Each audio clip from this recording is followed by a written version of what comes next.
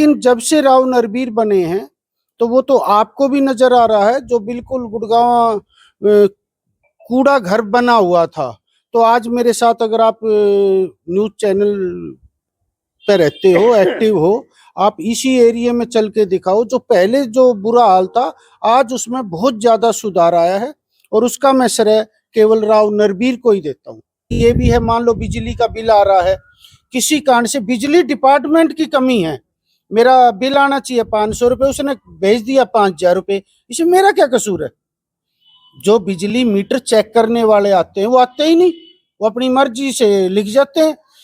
बिल्कुल चुनाव लड़ेंगे, टिकट भी मिलेगी। और भारतीय जनता पार्टी का मैं पदाधिकारी हूँ, और भारतीय जनता पार्टी अगर मुझे लड़ाएगी तो मैं अवश्य चुनाव लड़ूंगा। नमस्कार, आप देख रहे हैं नव समाचार। मैं हूं रमाकांत उपाध्याय, मेरे साथ नरेश कटारिया। वार्ड नंबर 8 जो कि नया बना गया, पहले वार्ड नंबर 14 हुआ करता था। तमाम सामाजिक कार्यों को लेकर हमेशा से जनता के बीच रहते हैं, लोगों को अवगति नई नई योजनाओं से कराते रहते हैं। बीता विधानसभा चुनाव हरियाणा के अंदर हुआ, उसमें बहुत अच्छी भूमिका भारतीय जनता पार्टी के साथ मिलकर यहाँ के लोगों के वोट भारतीय जनता पार्टी के खाते में डलवाए। निरंतर रात दिन मेहनत करते रहे। बादशाहपुर विधानसभा से राव नरबीर चुनाव लड़े थे, जो कि अब वर्तमान में उन्हें जीतकर मंत्री पद भी उनको मिला है। नरेश जी, कैसे दिख रहे हैं कि बात सब चीज ठीक है, पार्टी अच्छा काम कर रही है, आप वही कहेंगे, हम सवाल पूछेंगे तो, परंतु विषय यहाँ आ जाता है कि नगर निगम चुनाव जिसको आप भी अपना एक एम लेके चल रहे हैं, और तमाम लोग हैं जो चुनाव लड़ना चाहते हैं, और गुड़गांव की जो क्षेत्रीय जो समस्याएं होती हैं वो नगर निगम से ही निपटती हैं। उसके कार्यकाल को खत्म हुए आज 2 वर्ष पूरे हो चुके हैं, 2 वर्ष से ज्यादा, नवंबर में 2 वर्ष हो गए थे।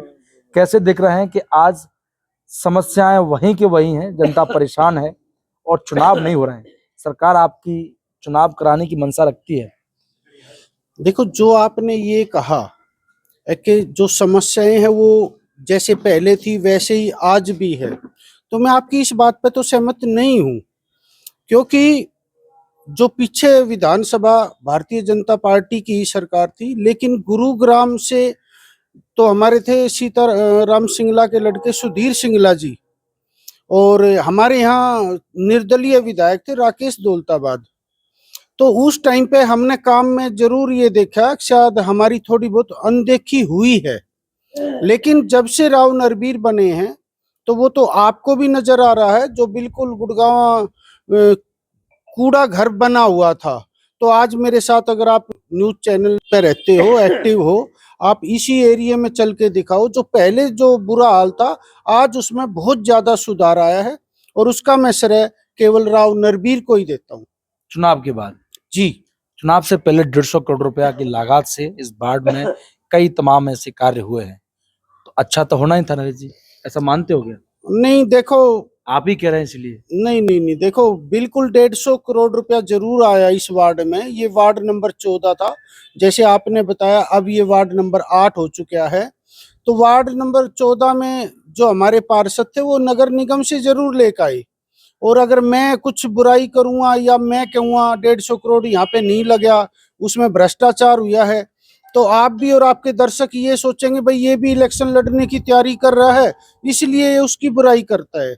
नहीं तो आप मेरे अलावा भी इस वार्ड वालों से पूछ लो, जिस वार्ड में 150 करोड़ रुपए लग जाए उस वार्ड की स्थिति अलग होगी। इतना बुरा हाल हो ही नहीं सकता। इस वार्ड में पैसा जो थोड़ा बहुत लगा, मैं नहीं मानता 50 करोड़ भी लगा, अगर 50 करोड़ भी लगा तो मैं सेक्टर 9 का निवासी हूँ। कम्युनिटी सेंटर से कटारिया मार्केट की तरफ रोड बनी है, उसको बड़े मुश्किल तय जब ये इलेक्शन 1.5 साल के करीब हो गया, लेकिन आज वो बिल्कुल टूटा फूटा हुआ है। और आज से क्या, पिछले 1 साल से टूटा हुआ है, 6 महीना भी रोड नहीं चली। उसको पता नहीं, मैं तो कहता हूँ कौन वो जेई था, कौन एसडीओ था।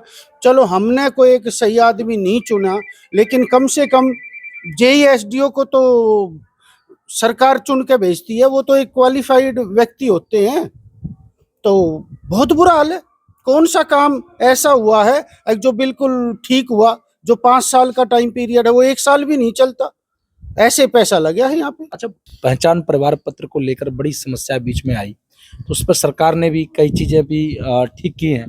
तो वो आपके पास भी लोग आते थे, आपने भी वो खोला बीच में ऑफिस और लोगों को बताया, समझाया, तो क्या लग रहा है कि अब उसमें सुधार है उससे? देखो, हाँ बिल्कुल आपने सही सवाल किया है। हम्म, जो परिवार पहचान पत्र था वो है भी, वो नया नया जैसे लागू किया है हरियाणा सरकार का, भारत सरकार में लागू हुआ है। तो उसमें जब स्टार्टिंग में करते हैं ना, तो कुछ तो हम लोगों को भी, जैसे मैंने अपना ही बनाया, जो गरीब लोग हैं उन्होंने बनवाया, हम भी मिडिल क्लास फैमिली से है, तो उनको पूरा ज्ञान नहीं था उस टाइम पे। उन्होंने जैसे आपकी तरह ही कोई घर में व्यक्ति आया जो प्रशासन का व्यक्ति था, उसने ये पूछा आपके परिवार में कितने सदस्य हैं, उन्होंने सदस्य बता दी। कोई छोटा बच्चा बैठा हुआ है जिसकी उम्र 13-14 साल है, उससे पूछा आपके पापा क्या करते हैं, तो चाहे उसके पापा कुछ भी नहीं करते हो, लेकिन उन्होंने बताया भाई नौकरी करते हैं, कितनी तनख्वाह लेते हैं, 25,000 रुपये तनख्वाह लेते हैं। क्योंकि छोटा बच्चा था, उसको इतनी समझ नहीं थी, महिलाएं थी उनको समझ नहीं थी, और इस कारण से वो बहुत ज्यादा उनके पैसे लिखवा दिए गए और रियल में कुछ था नहीं। इसके बाद इसके अंदर ये भी है, मान लो बिजली का बिल आ रहा है, किसी कारण से बिजली डिपार्टमेंट की कमी है, मेरा बिल आना चाहिए 500 रुपये, उसने भेज दिया 5,000 रुपये, इसमें मेरा क्या कसूर है? जो बिजली मीटर चेक करने वाले आते हैं वो आते ही नहीं, वो अपनी मर्जी से लिख जाते हैं। 4 महीने तो कम दे दिया, 5वें महीना उसकी रीडिंग ज्यादा आके वो बहुत ज्यादा दे दिया, उसी चक्कर में वो परिवार पहचान पत्र जो उसको एक गरीब व्यक्ति को जो मिलनी थी सुविधा वो सारी खत्म कर दी।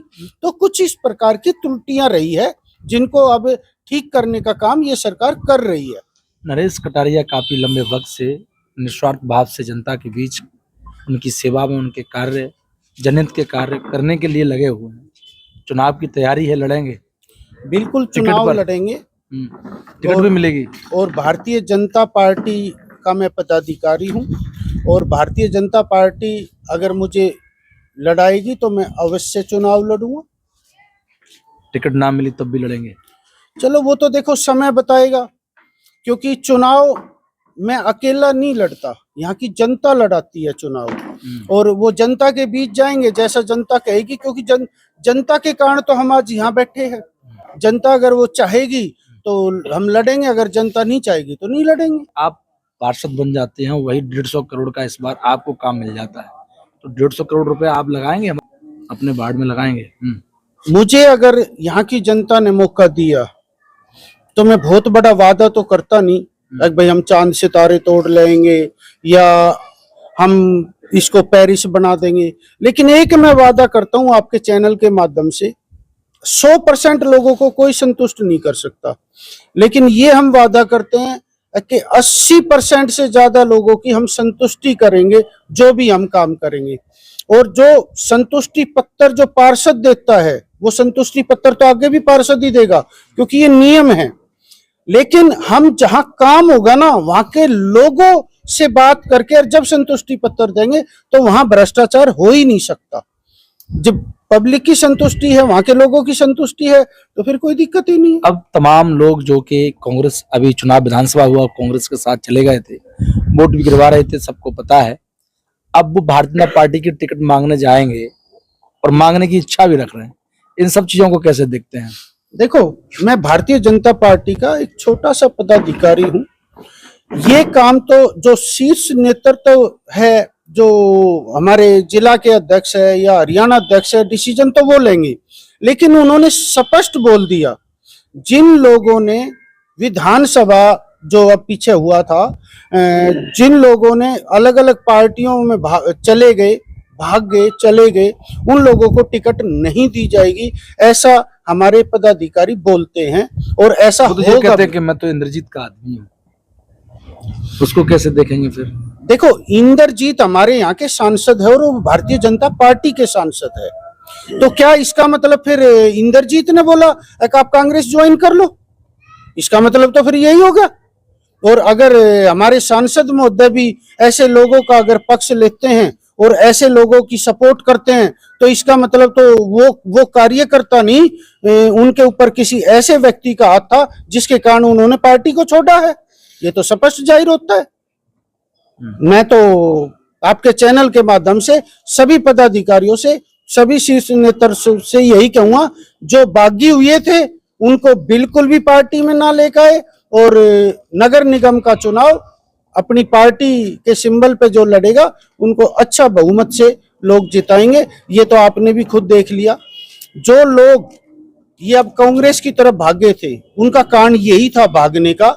सबकी नजर में ये था कांग्रेस सरकार आ रही है, कांग्रेस सरकार आ रही है, क्योंकि जितने भी मीडिया चैनल थे, चाहे प्रिंट मीडिया था या और भी कोई साधनों से ये पता लगा रहे थे भाई किसकी सरकार है, वो सब कांग्रेस को बना रहे थे। हम नहीं बना रहे थे, मुझे नहीं पता आपका, लेकिन ज्यादातर न्यूज चैनल वाले कांग्रेस को ही बना रहे थे।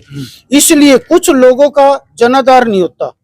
जैसे मुझे पता है कि भाई मुझे तो, मैं भारतीय जनता पार्टी के साथ रहूंगा चाहे सरकार बने या ना बने, तो मैंने तो अपना स्टैंड यही रखा भाई हम भारतीय जनता पार्टी के साथ है तो यही रहेंगे, चाहे बने या ना बने वो बाद की बात है।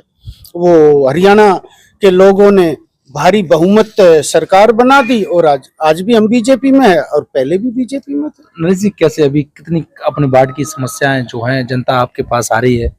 क्योंकि बहुत सारे लोग ये कहते हैं कि भले ही आपने अभी बड़ा स्पष्टीकरण अपनी पार्टी की तरफ से दे दिया कि पहले के काम में सुधार है या फिर बदल चुका है, अब वो स्थिति नहीं है, परंतु जनता की खास समस्या है वो अभी भी बनी हुई है। चाहे आपकी सीवरेज की बात हो, चाहे आपकी पानी निकास की बात हो, चाहे आपके यहाँ पे एक तो क्राइम दर भी बहुत बढ़ रहा है, इस बाढ़ के अंदर नशा बहुत परोसा जा रहा है, इस तमाम ऐसी चीजें सामने आ रही हैं, उस पर कंट्रोल नहीं हो रहा है अभी।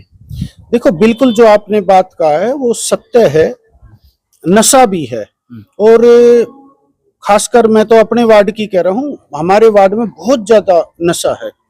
लेकिन इसके लिए दिक्कत क्या आती है, जब तक कोई किसी की शिकायत नहीं करेगा बात बनेगी नहीं। दूसरी बात, जो शिकायत अड़ोसी पड़ोसी है वो भाई कोई बिहार से आके यहाँ रह रहा है, कोई उत्तर प्रदेश से है, कोई राजस्थान से है, और जो इस प्रकार का काम करते हैं उनको वो थोड़े दूसरे प्रवृत्ति के लोग हैं, तो आम लोग उनसे थोड़ा डरता है इसलिए। लेकिन हमने कुछ टाइम पहले से, अभी हमारा एसएचओ साहब जो पहले थे अब वो बदल चुके हैं, कल ही मुझे पता चला है बदल चुके हैं, अब कौन आए हैं, इस पे भी हमने बहुत ज्यादा सुधार किया है। और हमने बिल्कुल स्पष्ट बोल दिया भाई क्या तो आप अपने आप को सुधार लो, नहीं तो फिर कानूनन तरीके से आपको सुधारा जाएगा।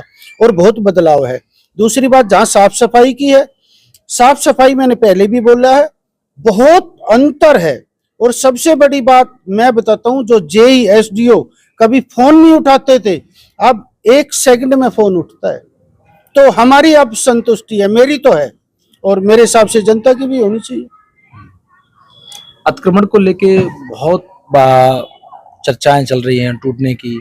हमारे भी क्षेत्र में लाल डोरा लगा था, तमाम लोगों ने कब्जे भी कर रखे हैं। उन सब चीजों को कैसे देखते हैं कि जो चल रहा है आरएस भाट ने चला रखा है, उसको नरेश कैसे देखते हैं? क्योंकि कहीं ना कहीं आप पूरे शहर में और यहाँ के आप रहने वाले भी हैं, वही निवासी भी हैं और राजनीति में इंटरेस्ट रखते हैं। देखो, जहां अतिक्रमण की बात कर रहे हो, ये बिल्कुल आपकी बात ठीक है। जैसे हम सदर बाजार का एक उदाहरण देकर बोलते हैं, सदर बाजार में ये हालत थी, पैदल भी आदमी नहीं जा सकता था, वो रेडियां लगा देते थे, दुकान है, दुकान के आगे एक और अपने किराएदार छोड़ दे। देखो, जहां अतिक्रमण की बात कर रहे हो, ये बिल्कुल आपकी बात ठीक है। जैसे हम सदर बाजार का एक उदाहरण देकर बोलते हैं, सदर बाजार में ये हालत थी, पैदल भी आदमी नहीं जा सकता था, वो रेडियां लगा देते थे, दुकान है, दुकान के आगे एक और अपने किराएदार छोड़ देते थे। तो उस पे तो देखो होना चाहिए। बाजार में कोई भी व्यक्ति, हमारे जैसे व्यक्ति जाएंगे तो कहाँ से जाएंगे, तो अतिक्रमण तो होना चाहिए। जैसे नई कॉलोनी कट रही है, आप उसकी बात कर रहे हो, तो उस पर तो अंकुश सरकार को लगाना चाहिए। नहीं तो जो आज देवीलाल नगर का हाल है, देवीलाल कॉलोनी बादशाहपुर विधानसभा की सबसे बड़ी कॉलोनी है, और देवीलाल कॉलोनी में 15-15, 16-16 फुट के रास्ते हैं। तो अगर उसको पूरी सुविधाएं नहीं मिलेगी, एक प्रॉपर तरीके से कॉलोनी कटेगी नहीं, तो सरकार भी क्या करेगी। पहले कॉलोनाइजरों ने अपना प्रॉफिट कमाने के लिए छोटे छोटे रास्ते छोड़ दिए, तो इस पे तो सरकार अंकुश तो लगाएगी, और वो आवश्यकता है हमारी। आपकी सरकार का एक नारा चल रहा है, कटेंगे तो बटेंगे। नहीं, मैं इस नारे से सहमत नहीं हूँ भाई कटेंगे बटेंगे। हम तो ये कहते हैं, देखो, जो भी आज इस हिंदुस्तान में व्यक्ति रह रहा है, चाहे वो हिंदू है, चाहे वो मुस्लिम है, सिख है, ईसाई, अगर वो सही तरीके से रहेगा, राष्ट्र को अपना राष्ट्र समझेगा, और समाज को समाज समझेगा तो उसको किसी प्रकार की दिक्कत नहीं है।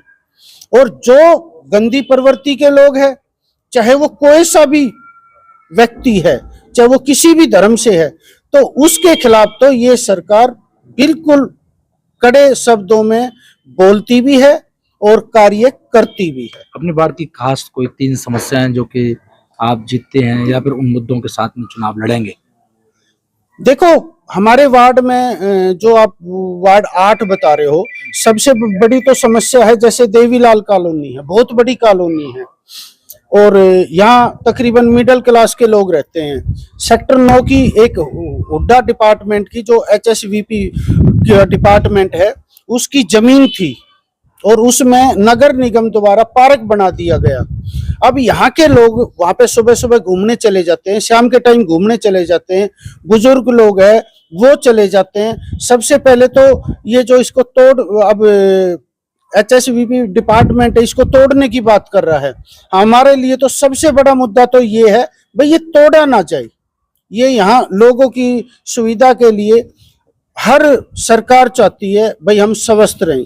स्वस्थ तो जब ही रहेंगे ना जब हमें खुला रहने की खुला वातावरण मिलेगा। खुला वातावरण मिलेगा। और अगर इतने पेड़ लगा दिए, अगर इन पेड़ों को काटा जाएगा, इनमें प्लाट काटा जाएगा, तो यहाँ के लोग कहाँ जाएंगे? तो नरक हो जाएगी ये कॉलोनी। तो इसके कोई भी ढंग का रास्ता नहीं है। इसके चारों तरफ से एक हमारी हुड्डा डिपार्टमेंट की जो जमीन है, इसमें से चारों तरफ से एक फिरनी बनाई जाए। ये भी सरकार का काम है और सबसे पहला मेरा यही लक्ष्य होगा, अगर मुझे यहाँ के लोगों ने मौका दिया तो हम ये काम जरूर कराएंगे। दूसरा तो देखो, पार्षद कोई एक बहुत बड़ी पोस्ट नहीं है। पार्षद एक कार्य कराने का एक अपना जिम्मेवारी लेता है। जैसे रोज की साफ सफाई है मैं अपने वार्ड की पूरे की बात करता हूँ। अगर पूरे वार्ड में 50 कर्मचारी है, एक उदाहरण के तौर पे कहता हूँ, तो आज से पहले या थोड़े से दिन पहले जाएंगे तो 50 की बजाय 20 से 22 आते हैं। तो जितने भी कर्मचारी होंगे वो पूरे के पूरे लगेंगे और पूरे लगेंगे तो नेचुरल है, साफ सफाई भी होगी।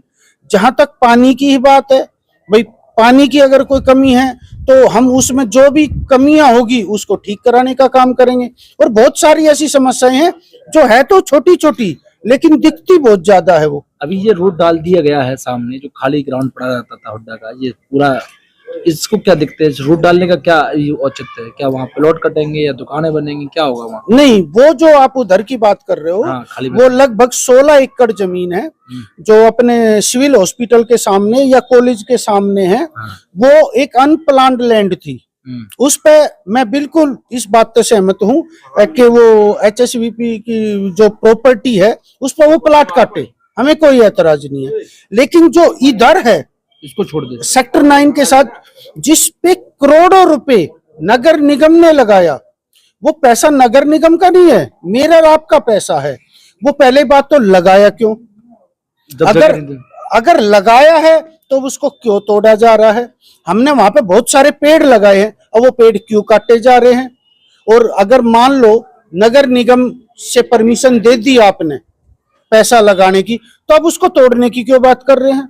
तो ये गलत है, हम इसके खिलाफ है।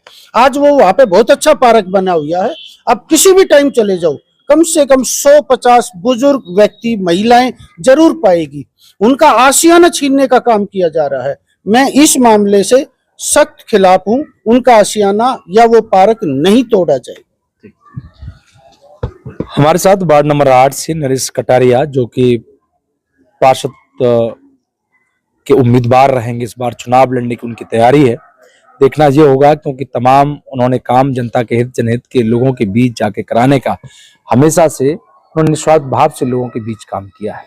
उनका कहना है कि सबसे हमारा पहला मुद्दा बड़ा ये है कि जो पार्क बनाया HSP की जगह पर, HSP उसको तोड़ना चाहती है। ये कहीं ना कहीं गलत है, क्योंकि इस क्षेत्र में रहने वाली जनसंख्या देवीलाल कॉलोनी की बहुत है। उसके पास कोई ऐसा पार्क नहीं जहां पर यहाँ के बच्चे और बुजुर्ग टहल सकें और खेल सकें बच्चे। दूसरी बात यह है कि सामने जो कॉलेज का ग्राउंड के सामने पड़ा हुआ है, वहां पर HSBP चाहे प्लॉट काटे या कुछ भी करती है, उसमें हम HSBP के साथ में हैं। उनका कहना है कि चुनाव नजदीक है, उनकी तैयारी पूरी है और चुनाव इस बार दमखम से लड़ेंगे। अगर पार्टी ने उनको टिकट दिया और जनता का पूरा सहयोग रहा तो जो क्षेत्र के पिछड़े हुए काम है उस पर वो खड़े उतरेंगे और सरकार के साथ मिलकर काम करेंगे। देखना होगा, चुनाव में अभी समय बकाया है। जब तक के लिए देखते रहें नव समाचार विभाग खबर हर समय। धन्यवाद।